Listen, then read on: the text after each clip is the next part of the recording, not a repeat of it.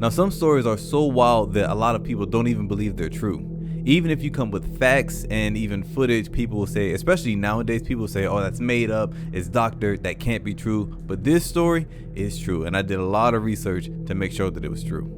In 1986, sisters Annie and Jessica and husband Brian lose their mother and wife to cancer. It was a very abrupt death, and the family really wasn't ready for it. So now the sisters Annie and Jessica are now solely dependent on their father Brian. Brian already worked a lot as it was, but now he had to work even harder to supplement that extra income that they lost due to his wife and their mother's death. Now with their mother gone, Annie and Jessica decide one night they're going to try to contact their mother. They just missed her, so they wanted to try something new to contact her. So they go down into the basement and they grab a Ouija board. Later on, when they would look back on it, they realized that the Ouija board was just a game. They didn't even expect it to work, but they just wanted to do something to feel like they had some type of connection with their mother. So they break out the Ouija board and then start asking it questions. But they were asking regular questions like, is anyone here? Mom, if this is you, can you move the little dial? I can't remember the name of it. Can you move the little dial to a letter? Start asking it personal questions just to really see if it was their mother, if their mother was around, and if their mother was watching over them. So with this being said, they had their first seance.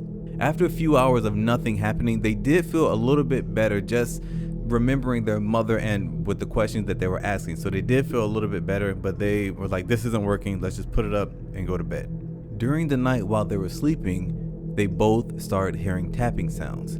The tapping sounds are so prevalent in each other's rooms that Jessica gets up and goes to Annie's room, and then they both wait. And sure enough, the tapping starts again. Logically thinking they knew that it wasn't their mother, but just having a little bit of hope, they start the second seance again, and they were asking questions like, Mom, is this you? Are you watching over us? Can you please show yourself? Can you move something so that we'll know that it's you? When the dad, Brian, finally gets home, the two girls run down and rush into his arms and tell them what had happened. Of course, he didn't really believe them, and then he really didn't believe them after they said they were using a Ouija board. Brian would look back and say that he didn't believe them because he thought it was just two young kids dealing with their mother's death. It was them really just grieving. He even would say that that first night that they even told him, that was when he started thinking about putting them into counseling in order to help them grieve or help them out of their emotional state, to help them go through their mother's death. The tapping would persist throughout the upcoming days, and when Annie and Jessica would try to tell their dad whenever the tapping would start, and they would call him into the room, and then the tapping would just automatically stop, and he was getting not upset, but he just didn't know what to do as a father with two kids grieving with their mother like this. Well, he thought that they were grieving, but he didn't know what exactly to do. Also, when they would leave and then come back into the house, things were moved out of place. Things were just weird. You put something on the table and then it would end up not on the table. So Brian's thinking that this is also them somehow or another, like they're doing this, because it's only them two in the house and him. So he knows that he's not doing it, and they're the only ones experiencing these things. Even though he would come back and he would see that things are moved, he know that he didn't do it. So logically thinking, he's thinking that they are the ones doing it.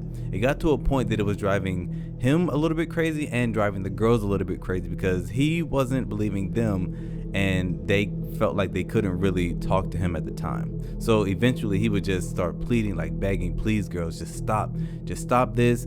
This isn't your mother. I know this is you. I'm not mad, but please just stop.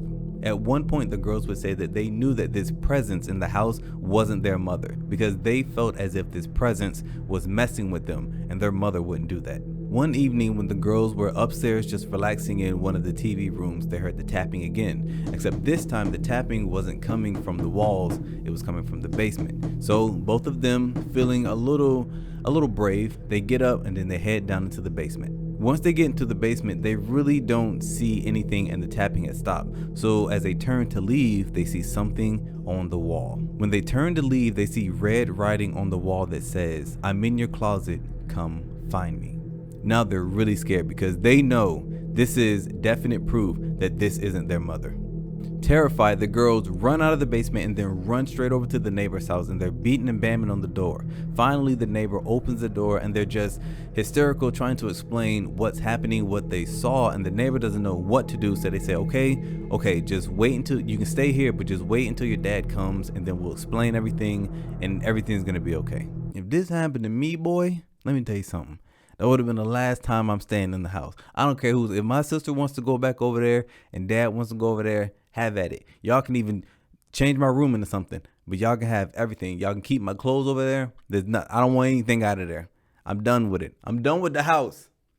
I'm staying with the neighbors until I graduate, and then I don't know what I'm doing. I'm not going back in that house. Brian finally comes home and the neighbor steps out, waves him over. They start talking. Hey, I have your daughter still. And then the neighbor tries to explain what has been going on or what the girls told him. So Brian, a little over it, he's like, fine, just stay here. I'll go over there. And look, Brian goes over into the house. He goes straight into the basement. And do you think that red writing is still there? Yes, it's still there. I mean, who's going to take it down? The red writing is still on the wall. So Brian now thinks this has gotten extremely bad. These girls are going to therapy because now they're defacing our own property just to prove a point. The girls end up going to therapy for a little while, maybe a couple of weeks, and then all of the tapping stops, the writing on the wall stops, all of it stops. Until one night, Brian's off for work, and then the girls are down in the family room just relaxing again, and then they start hear the tapping again. The girls follow the tapping all the way to Annie's room, and when they walk inside and they look on the wall, they see some more red writing that says, "I'm back. Find me if you can." Oh my gosh. If I saw this, man, if the first time if that first writing didn't get me, this one would have got me, boy. I'm done with it. I don't care. I'm sleeping outside. I don't know where I'm sleeping. But I'm not sleeping here. I'm not sleeping here. I tell you that right now. I'm not going to the neighbor's house. I'm going to the president's house. I'm going to Congress. I gotta get out of here. I give me like a nice little job at Walmart. I don't know, one of the greeters. That seems like easy enough. Work my little 8 hours, go to school, and then that's it. Give me a little apartment, I'll rent a garage, boy. But I'm not going back in there. Tell you that right now. So Brian comes home again, and sure enough, the neighbor steps out, waves him over. When Brian gets over there, the neighbor tried to tell him what the girls were telling them. Now Brian's a little bit upset, only because he thought that they were making progress, and as just a parent, he doesn't really know what to do. If the counseling isn't working, like, what else can you do? So Brian, still being a loving father, says, fine, you know what, just stay here, I'll go over and look. So he walks on over. As soon as he opens the door, he notices that the house is just a mess. The house has been ransacked, and now he's thinking, I know that the girls didn't do this. They couldn't have done this.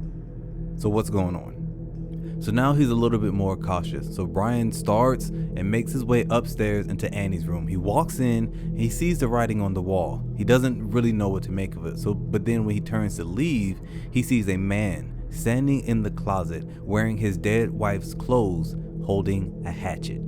The two lock eyes, and then the man holding the hatchet just breaks off running, trying to make it out of the house. Brian tries to catch him, but he just isn't. I don't know if he's just too far or he isn't quick enough, or maybe the guy just pulled a Houdini, pulled like a nice little football move on him and got away. But either way, the man gets away. So Brian runs over to the neighbor's house, still kind of like backstepping so he can watch the house at the same time. He screams for the neighbor to call the police. When the police get there, the man's gone. They search the house high and low. Why would they think that the guy would still be there anyway? Like, the guy's not gonna be there.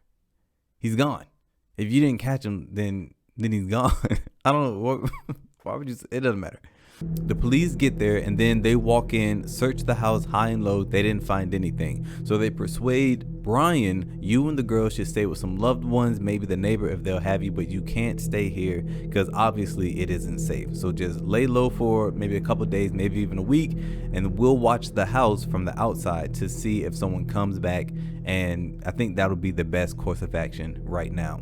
So now there's a lot of pressure on Brian because he's feeling like a pretty bad father because he didn't believe them. And then there was a man with a hatchet who could have killed his daughters this entire time. All this time they were hearing the tapping. That was a man actually doing that. He could have come out at any time and killed him and his daughters. So then that would have been just more dead family members because he as a father wasn't protecting them. I'm pretty sure that's how I would feel as a father.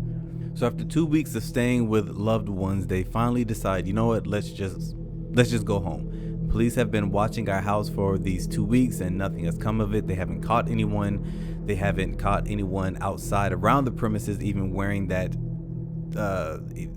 his wife's dead clothes or even looking suspicious. Let's just go home. I mean, it's kind of tough staying with family members as well. It's tough staying at a place that isn't your own.